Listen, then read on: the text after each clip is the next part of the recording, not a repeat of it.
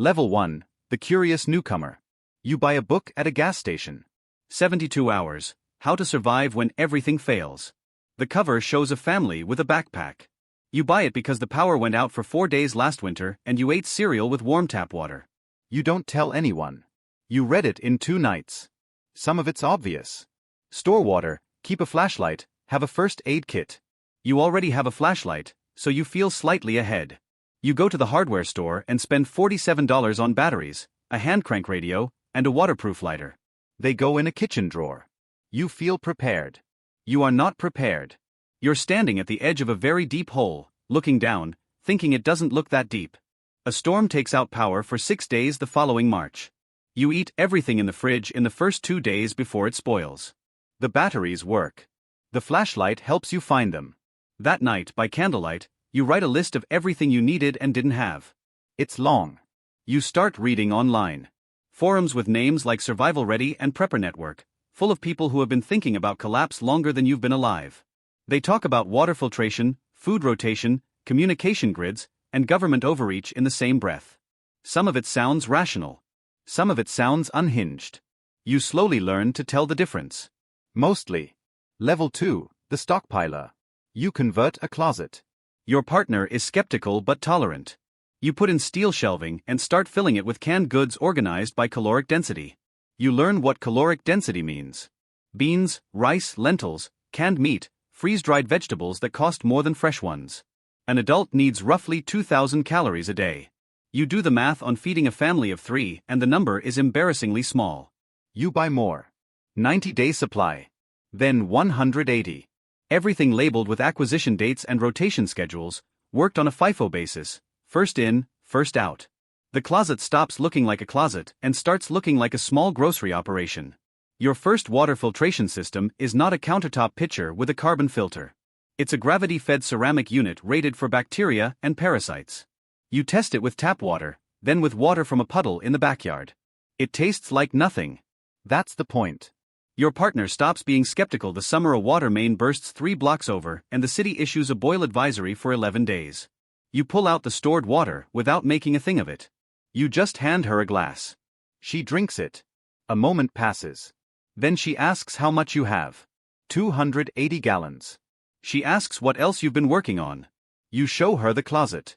She looks at it for a long time. Then, what's the plan if we have to leave? You hadn't finished thinking through that part. Level 3, the prepared household. Building a real bug-out plan takes 6 months, because a real one is not a bag by the door. It's a decision tree, a destination, a primary route, a backup route, and an honest accounting of every person in your household and what they can carry. Your daughter is 8. She can carry a pack weighing 15% of her body weight for about 4 miles before she needs a break. You know this because you tested it. The family hikes are weighted hikes now. You tell her it's training for being strong. She accepts this. Children accept more than adults give them credit for. Each person gets a bug-out bag sized and loaded for them. Water, 72 hours of food, first aid kit, fire starting kit, shelter layer, communication device, relevant documents in a waterproof sleeve. You weight each one on a postal scale. You know every number. You take a first aid course, then an advanced one, then a wilderness first responder certification across 2 weekends that covers trauma, hypothermia, and infection management without hospital resources. You learn to pack a wound. Reduce a dislocated shoulder. Recognize sepsis before it kills someone.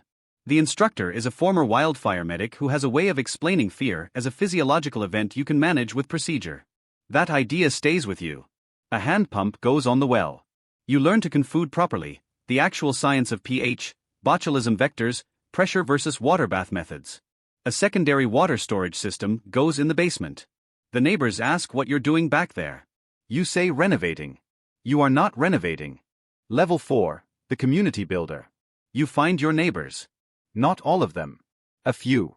A retired engineer 3 houses down who already has a generator and has been quietly storing diesel for a decade. A couple 2 streets over with chickens, a large garden, and more practical knowledge about food production than most agricultural extension offices. A woman down the road who is a licensed paramedic and who, when you finally have the conversation, looks at you with quiet recognition and says she's been waiting for someone in the neighborhood to start talking about this. You form a group. You call it a neighborhood preparedness network rather than anything that sounds tactical, because the goal is not to alarm people. The goal is to build capacity. Monthly meetings, tabletop exercises using realistic scenarios, a 14-day winter storm, a prolonged grid failure, a region-wide water contamination event. You map your collective resources, identify the gaps, fill them. The principle is the same as a team of specialists. No single household can cover everything. The engineer handles power and infrastructure. The paramedic handles medical. The gardeners handle food production over the longer arc. You handle storage and logistics. You teach your neighbors the same kind of inventory taking you taught yourself. Your daughter is 12 now. She attends the meetings and takes notes in a composition notebook. One evening she asks a question that makes the retired engineer stop mid-sentence and sit with it for a second before he says, "That's actually a problem I hadn't considered." You're proud of her in a way that's hard to name. She is learning to think in systems. Level 5, the serious operator. You move. You'd been thinking about it for 3 years. The suburban house was useful for building skills and finding people, but too many variables were fixed, too many neighbors in too small an area, too little arable land, too much infrastructure you couldn't touch. You find 12 acres. A well, a seasonal creek, a south-facing slope for solar, existing outbuildings, and an older farmhouse that needs work. You do the work. Solar array with battery backup rated for 14 days of essential loads without any sun. A root cellar. A garden expanded to what the acreage and soil type can actually produce. Chickens, then rabbits. Meat production at small scale is labor-intensive and emotionally complicated the first time. After that it's just labor-intensive. One room in the farmhouse becomes a medical room. Clean surfaces, good lighting, a dental kit, suture supplies, and for setup, a locked medication locker stocked with what a wilderness first responder can legally carry. You take an advanced trauma course from a former combat medic who tells you most preventable deaths in collapsed infrastructure scenarios come from infection, not injury. You restructure your priorities accordingly. Amateur radio license. Then general. Then extra. A communications network that can reach your former suburban neighbors, regional emergency services, and national nets without cell towers or internet. In a grid-down scenario, radio operators become the nervous system of whatever community still functions. You don't take that lightly. Your partner runs the garden and preservation operations. She's better at it than you. You both know it, and there is too much work to waste time being precious about it. Level 6, the deep thinker. 15 years in. Your knees hurt in the cold. Your hands know what they're doing without your brain getting involved. You've stopped thinking about preparedness as readiness for a specific event. It's more like a general condition now, a way of moving through the world. The question stopped being what happens if the grid fails and became what kind of person do I want to be when systems fail around me? Those are not the same question. The second one is harder and has no clean answer. You've watched people in your extended community split into two groups as their involvement deepened. Some got more generous, stored extra, trained their neighbors, started thinking about community survival rather than just household survival. Others got more insular, more guarded, more focused on defense and the careful sorting of who deserves help and who doesn't. You've watched both kinds for a long time. You know which one you want to be. Your daughter is 24. She lives 2 states away with her own supplies, her own skills, and a network she built herself. Last month she called about water rights in her region and seasonal variation in her water table. You talked for an hour. She had already worked through most of it before she called. She called to think out loud with someone who'd follow the thread all the way. You sit on the porch in the evening and watch the tree lean. You know the soil type, the water table, the drainage patterns, the wild edibles, the game corridors. You know this land the way you know your own hands. It took years to build that knowledge.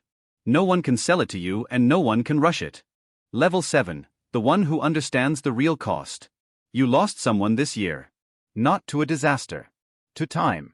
Your partner's father, who lived with you for the last 4 years while his health declined. You had the medical setup. You had the training. You managed his care through 2 infections that would have put him in a hospital in almost any other household. You kept him comfortable. You kept him present. You kept him home. He died in the room with the good window, the garden visible outside, birds at the feeder. You sat with him at the end. What you understand now is that preparedness is not really about surviving collapse. It's about extending what you can offer to the people around you. Being the person who can act when something needs doing, who stays calm because they've practiced staying calm, who has the tools because they thought far enough ahead to get them. The disasters were never the point. The capacity is the point. You speak at a regional preparedness conference in the spring. 300 people in the room, ranging from someone who bought a 72-hour kit last month to people who have been running off-grid operations since before some of the attendees were born. You stand at the podium. You tell them the skills are real and they matter. You tell them community is the most important thing they can build. You tell them the goal is not to survive away from people but alongside them, with something to contribute.